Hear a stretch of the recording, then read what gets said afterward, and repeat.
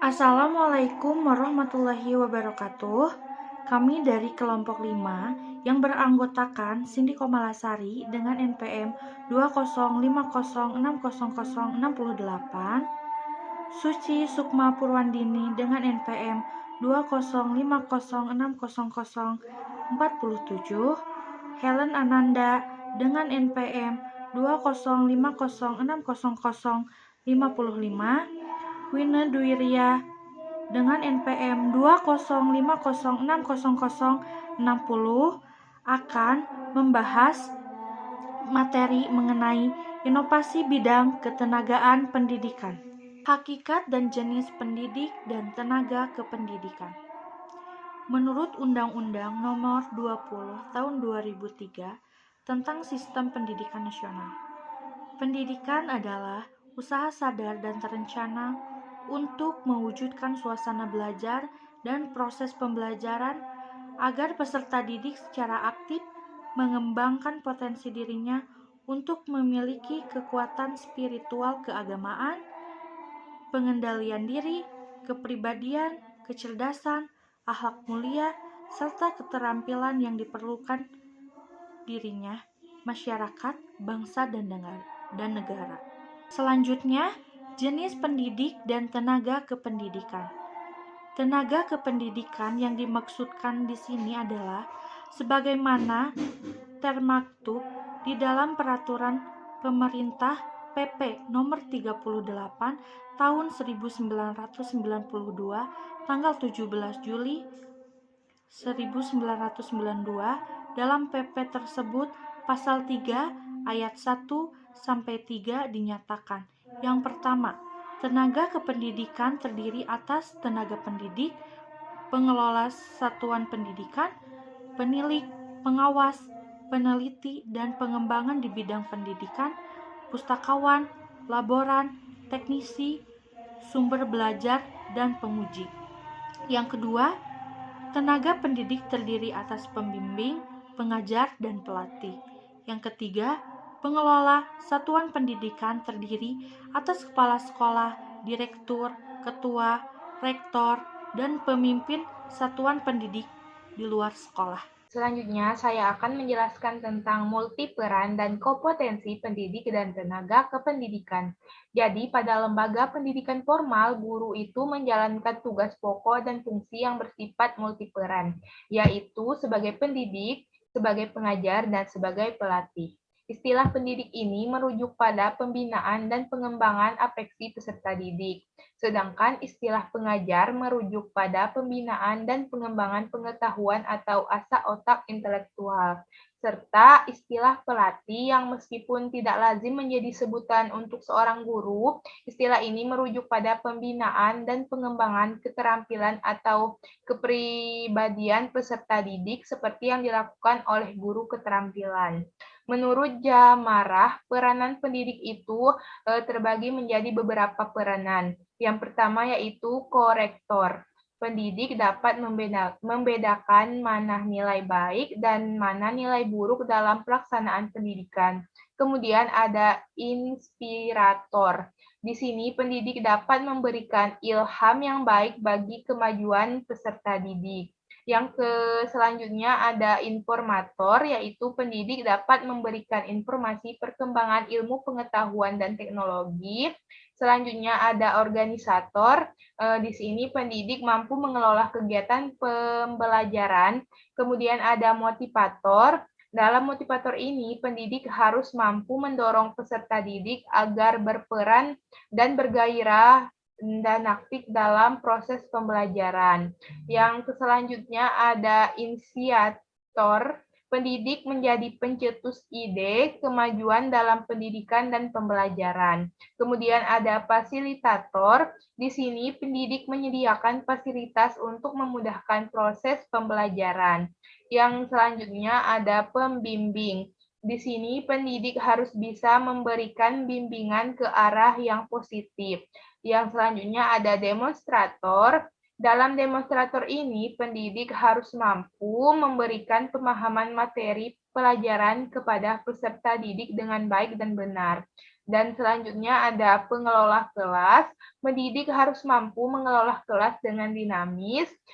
Pendidik berperan sebagai mediator, yaitu pendidik harus mengetahui manfaat media pendidikan secara benar dan tepat. Kemudian ada supervisor, pendidik harus mampu membantu, memperbaiki, dan menilai. Dan yang terakhir ada evaluator. Selanjutnya, menurut Muhammad Uzair Usman, secara umum peranan pendidikan dalam dunia pendidikan dapat dikelompokkan dalam 4 peranan. Yang pertama yaitu ada peranan dalam proses belajar mengajar.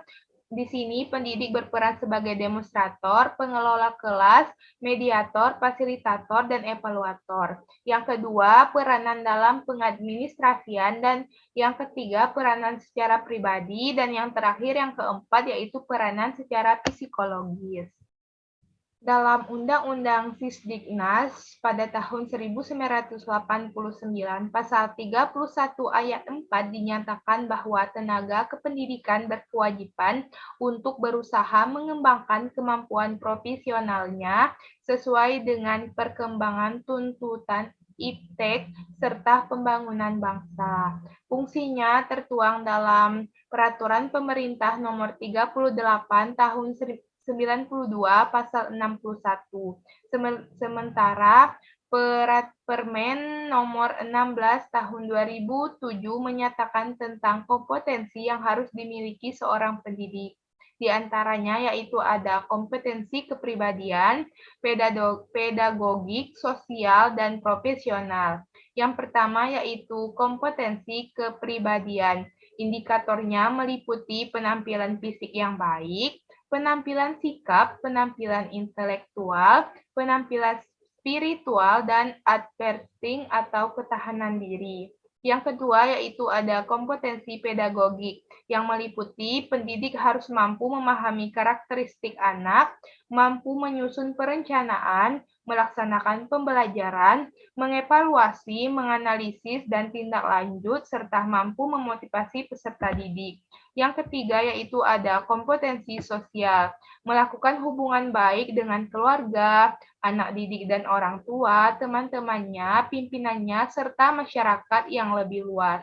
Dan yang keempat yaitu ada kompetensi profesional. Di sini pendidik harus senantiasa meningkatkan kemampuan dan mengembangkan wawasannya, di antaranya dengan cara mengikuti diklat, seminar, mengaktifkan MGMP dan KKG, melakukan penelitian, tindakan, serta sekolah lagi.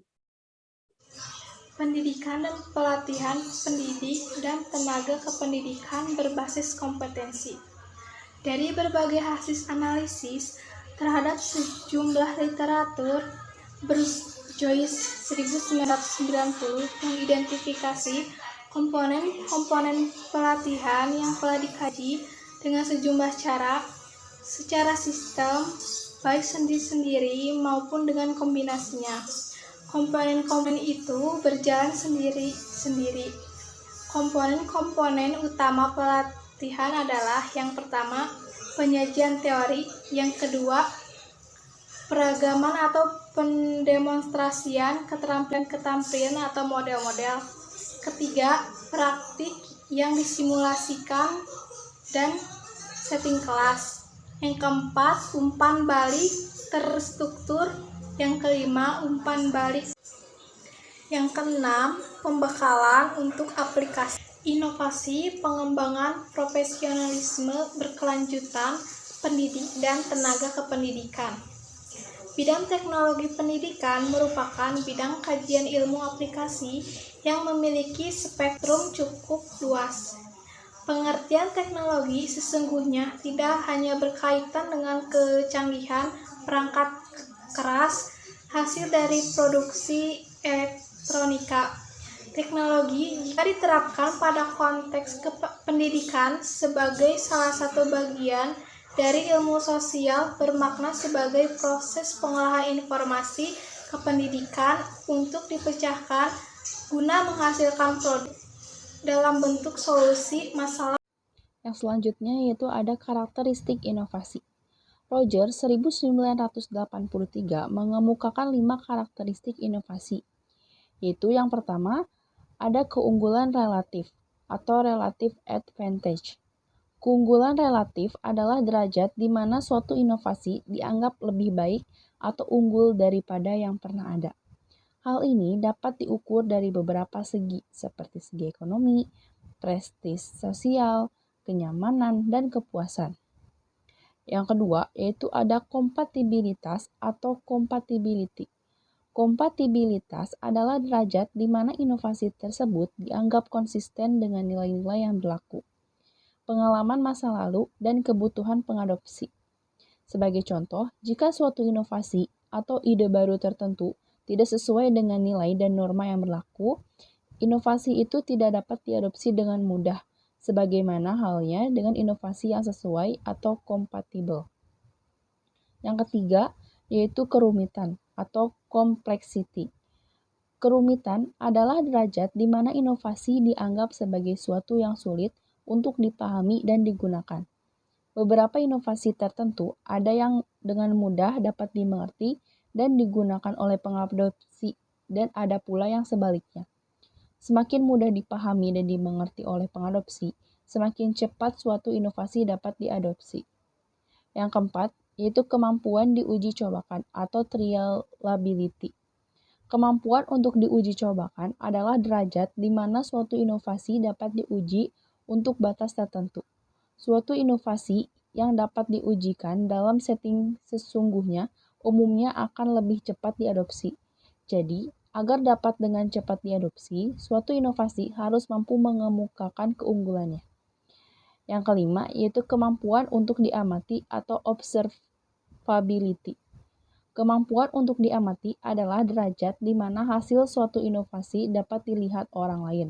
Semakin mudah seseorang melihat hasil suatu inovasi, semakin besar kemungkinan orang atau sekelompok orang tersebut mengadopsi.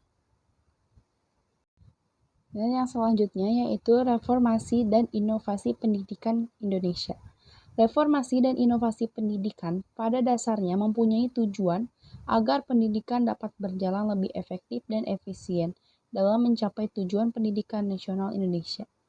Pemerintah dan masyarakat harus mau bekerja sama demi tercapainya kualitas pemberdayaan manusia yang diinginkan. Agar sesuai dengan perkembangan zaman, sistem pendidikan harus disesuaikan pula dengan tuntutan yang terkini. Pendidikan Indonesia merupakan inti utama untuk menunjang pengembangan sumber daya manusia yang peranannya sangat penting bagi pembangunan suatu bangsa. Sekian presentasi dari kami, kurang lebihnya mohon maaf. Apabila ada yang ingin ditanyakan, boleh ditanyakan langsung di forum Zoom atau di forum diskusi. Terima kasih. Wassalamualaikum warahmatullahi wabarakatuh.